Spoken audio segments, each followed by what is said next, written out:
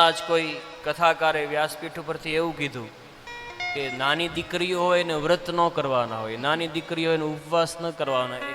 એને મારે અહીંયા વ્યાસપીઠ ઉપરથી જ એણે કીધું છે, તો વ્યાસપીઠ ઉપરથી જવાબ આપું કે પાર્વતી નાની હતી ત્યારે તપ કર્યું હતું. થોડું અભ્યાસ કરો ને પછી આવો માને રે મૂકીને મેદાનમાં પાનબાઈ, પછી આવો.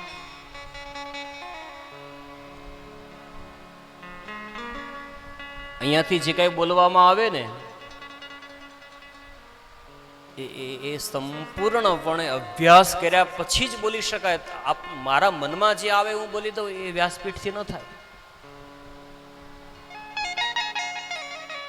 તુલસીદાસજી કહે છે પાર્વતીને એમ કેમ કરીને કહેવું હિમાલયને કે તું નાની દીકરી છે, કેમ કરીને કહેવું કે તું તપ કર. અને એ વખતે માં પાર્વતીને ખબર પડી એટલે સામે ચાલીને હિમાલય પાસે આવીને કહેવા લાગ્યા કે પિતાશ્રી, મને એમ થાય છે કે હું જંગલમાં જઈને તપ કરું.